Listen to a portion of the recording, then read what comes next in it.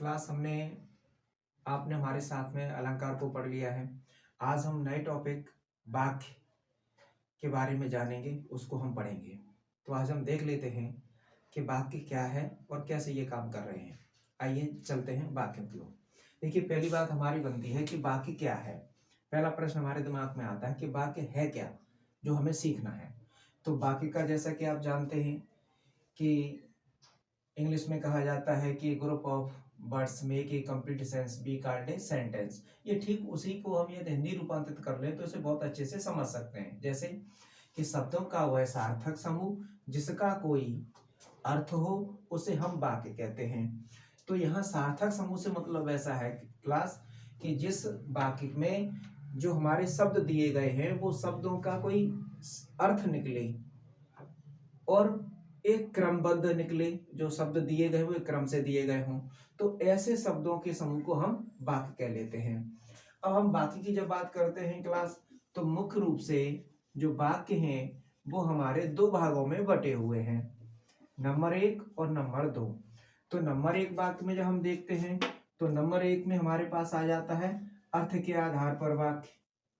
अर्थ के आधार पर वाक्य। तो क्लास अर्थ के आधार पर वाक्य हमारे 8 प्रकार के होते हैं। 8 प्रकार के वाक्य। और नंबर 2 पर हमारे रचना के आधार पर वाक्य बनते हैं। रचना के आधार पर वाक्य। और क्लास हम आज इन्हीं वाक्यों को हम पढ़ रहे हैं, रचना के आधार पर वाक्य। और रचना के आधार पर जो वाक्य बनते हैं क्लास, वो हमारे 3 प्रकार के बनते हैं। रचना के आधार पर वाक्य, नंबर 1 बनता है हमारा क्लास सरल वाक्य। सरल वाक्य। नंबर 2 बनता है हमारा संयुक्त वाक्य।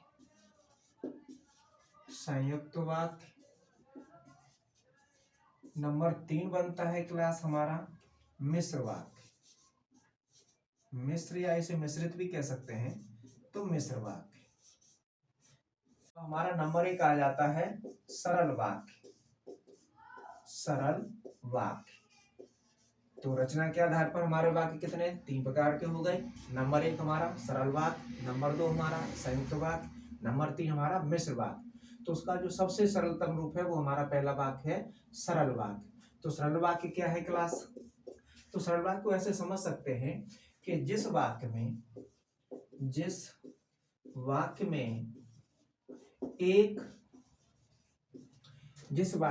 एक मुख्य क्रिया हो,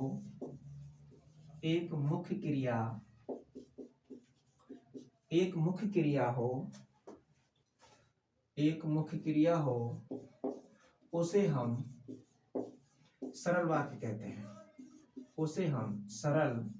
वाक्य कहते हैं। सरल वाक्य कहते हैं। या ऐसे कहें कि सरल वाक्य में एक उद्देश्य हो और एक विधेय हो, जिसे आप सब्जेक्ट और प्रेडिकेट के नाम से भी जानते हैं। तो एक सब्जेक्ट हो, उसमें एक सब्जेक्ट हो और एक प्रेडिकेट हो। ये इंग्लिश के बराबर है। इसे भी आप समझ सकते हैं कि किसी वाक्य में एक सब्जेक्ट और एक प्रेडिकेट दिया गया है, तो ऐसा वाक्य एक सरल वाक्य होता है। यदि हम सरल वाक्यों को हम देखें तो जैसे कि सरल वाक्य जो हमारे पास होते हैं, तो सरल वाक्यों में हम ऐसे देख सकते हैं कि बालक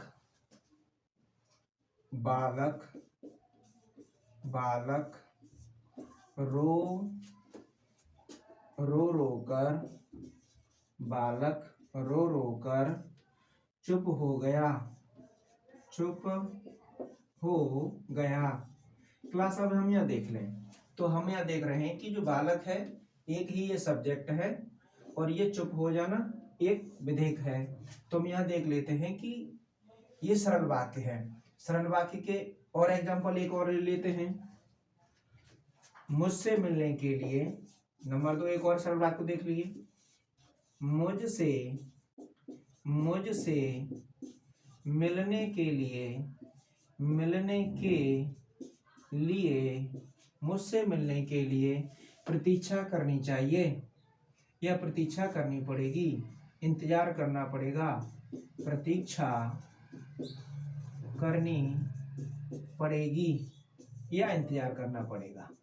ऊपर हमारा आता है नंबर 2 पर क्लास अपना आता है संयुक्त वाक्य। संयुक्त वाक्य। अब देखिए क्लास संयुक्त वाक्य क्या है। तो संयुक्त वाक्य को हम ऐसे भी समझ सकते हैं जैसे कंपाउंड सेंटेंस। इंग्लिश का ये कंपाउंड के बराबर है, तो कंपाउंड सेंटेंस है। तो कंपाउंड सेंटेंस इंग्लिश के कंपाउंड सेंटेंस के बराबर है। अब संयुक्त वाक्य को कहते क्या है। संयुक्त का मतलब है जहां दो वाक्य समान हो और वो किसी कंजक्शन से जोड़ दिए जाएं, वो उसी वाक्य को हम संयुक्त वाक्य कहते हैं।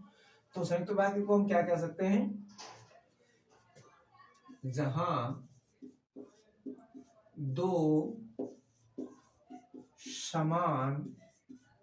दो समान वाक्य किसी योजक चिन्ह से जुड़े हों तो वह संयुक्त वाक्य होता है। तो वह संयुक्त वाक्य होता है। क्लास यहाँ पर जो ये शब्द टर्म आया है योजक चिन्ह, इसको हमें और देख लेना है योजक चिन्ह को। तो जो योजक चिन्ह है क्लास, इसको हम समुच्चय बोधक समुच्चय बोधक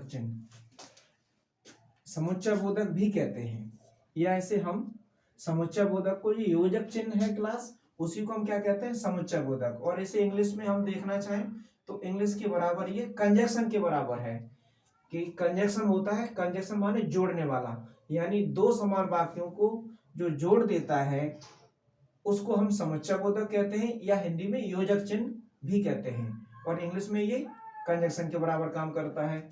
जो मुख्य संयुक्त वाक्य में जो मुख्य कंजक्शन होते हैं या जो समुच्चय बोधक चिन्ह होते हैं, उनको हम एक तरह से देख लेते हैं।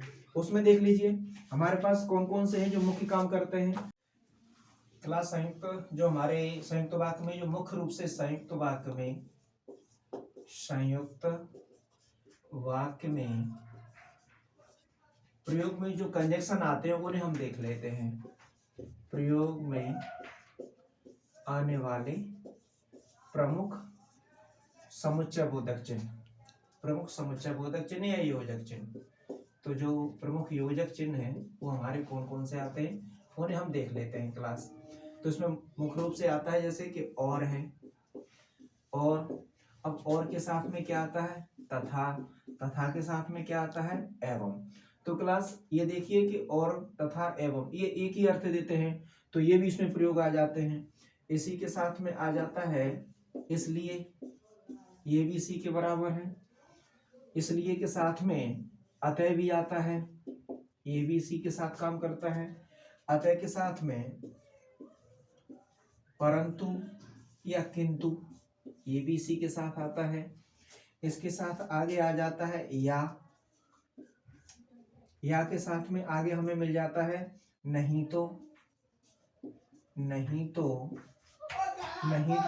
या यूं कहें कि अन्यथा, या इसको हम ऐसे कह सकते हैं वरना, इसको ऐसे भी डिफाइन कर सकते हैं।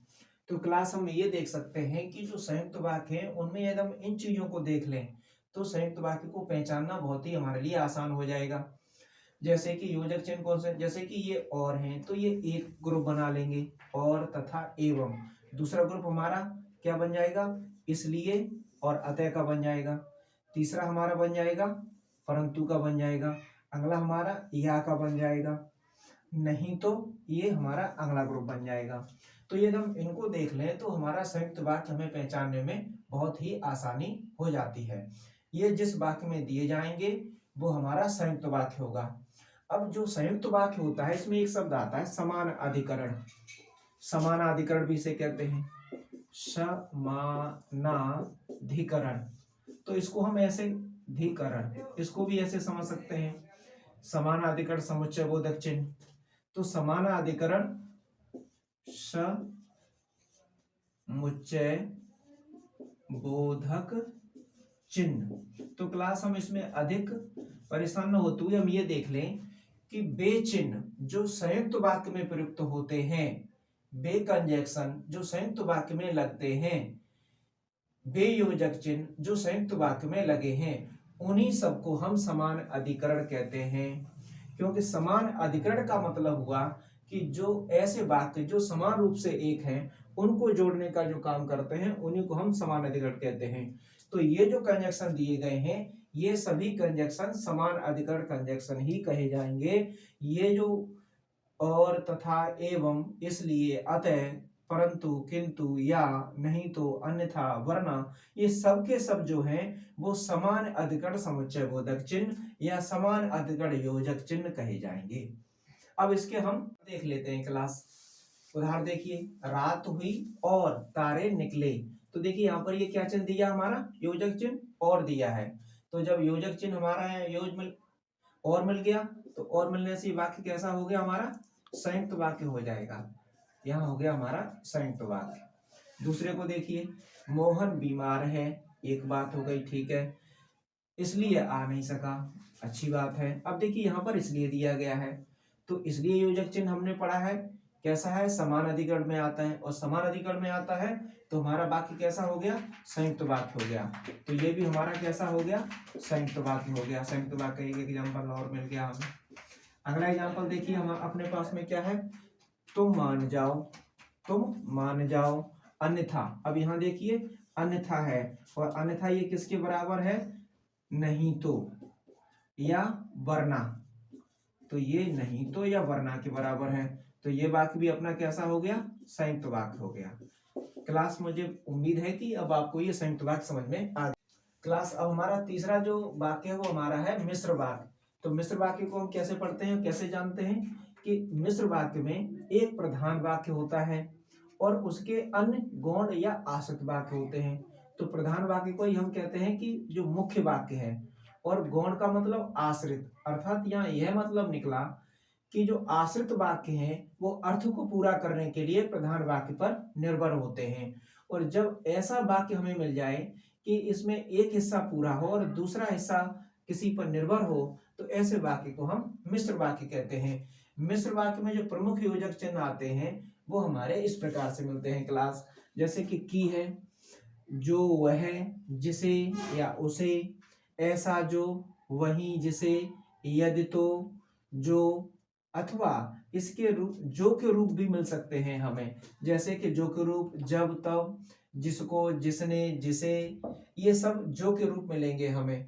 तो ऐसे जब हमें ये चिन्ह मिल जाते हैं तो ऐसे चिन्हों को हम व्यधिकरण चिन्ह कहते हैं या व्यधिकरण समुच्चय बोधक चिन्ह कहते हैं। तो ये व्यधिकरण समुच्चय बोधक चिन्हों से ये इसको हम जान लेंगे तो हमें मिश्र वाक्य को पहचानने में बहुत ही सहूलियत होगी या हमें बहुत सरलता मिलेगी। मिश्र वाक्य के कुछ उदाहरणों को हम देख लेते हैं। तो उदाहरण में आता है कि राम ने कहा कि हम लड़ाई नहीं चाहते हैं। तो देखिए इस वाक्य में बेटे राम ने कहा कि, तो यहाँ देखिए हमारे पास में आता है की चिन्ह, और की चिन्ह है हमारा, किचन से ही हमने उसमें पहले पढ़ रखा है कि किचन दिया हो तो किचन कहाँ आता, हमारा मिश्र वाक्य में आता है। तो क्या हो गया, ये हमारा मिश्र वाक्य हो गया, मिश्र वाक्य हो गया। दूसरे एग्जांपल को हम देखें क्लास, यह वही आदमी है जिसने कल चोरी की थी। तो देखो इसे हम पढ़ के हमें इस वाक्य में क्या क्या मिल रहा है, देखो पहला चिन्ह मिल गया हमारा जिसने चोरी की थी, जिसने कल चोरी की थी। अब ये जिसने है वो किसका रूप है, जो का रूप है।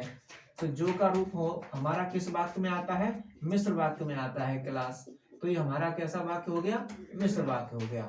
जो, जिसने, जिसको, जहां, ये जैसे जहां भी मिलते हैं ये सब किस में होते हैं, जो के रूप मिश्र वाक्य में होते हैं। अगला हम सेंटेंस देख लेते हैं, जब मैं घर पहुंचा तब वर्षा हो रही थी। तो क्लास उसमें देखिए कि एक तो ये जब दे दिया है और जब के साथ में क्या आता है, तब आता है। तो हमें दोनों तरह से ये निश्चित हो जाता है, ये कंफर्म हो जाता है कि हमारा मिश्र वाक्य है। तो इसमें देखिए क्या है, जब और तब। जब मैं घर पहुंचा तब वर्षा हो रही थी। तो ये जो जब है, जब किसका रूप है, जो का रूप है, और जो का रूप हमारा कहाँ आता है, मिश्र वाक्य में आता है। अतः धन्यवाद। मुझे लगता है क्लास आपको ये रचना के आधार पर वाक्य समझ में आए होंगे और